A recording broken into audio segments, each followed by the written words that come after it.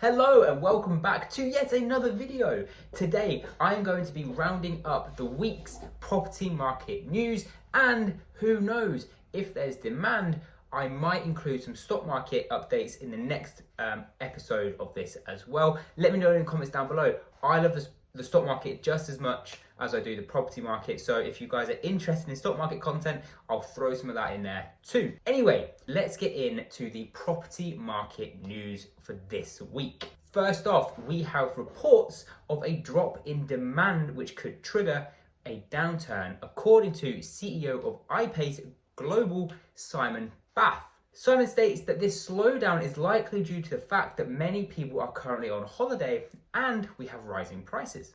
And this thesis was actually backed up by Nicodem Susmilio, professor in economics at UCL, who said it's very clear that the market is heading downwards. Next up, we have supply and demand issues which are continuing to cause a growing in property prices. Despite the talk of a downturn coming, property prices continue to increase.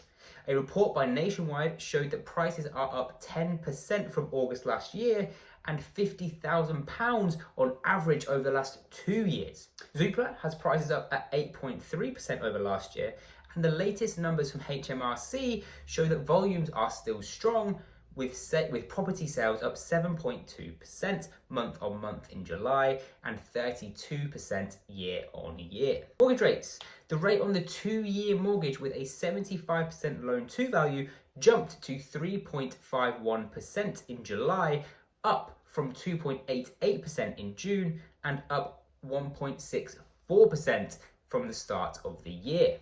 If rates continue at this pace, we could see a rate of 4.3% by the end of the year. How will this increase in rates affect buyers? Well, if rates hit 4.3%, the average first-time buyer in London will need £12,250 more in income to be able to complete than they did last year. Next up in the news update, we have rents. Rents are up 11.8% year on year in the second quarter of this year, according to Rightmove. So rents are continuing to drive upwards, pushing the importance of investing in property and becoming a landlord if you can.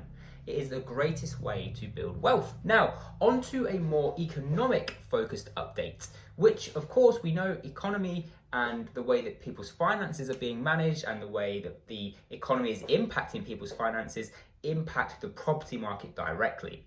The British Retail Consortium has the price of food up 9.3% from last year. That is huge.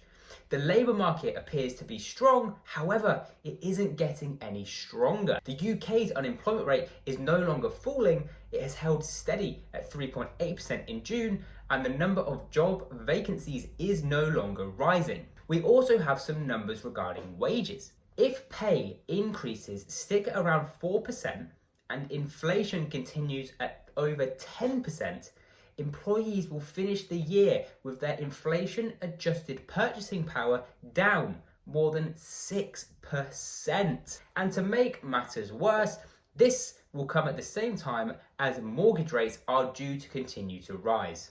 And to finish off this week's roundup of property market news, we have Citigroup saying if you add all of this information up, we could see a drop of 15% in property prices. So guys, there we have it. A roundup of the property market news for this week. A little bit of some monthly data in there, but it's a roundup for the week. I hope you found this video useful. If you did, please remember to just hit that subscribe button, tap the like button, and I will see you in the next one.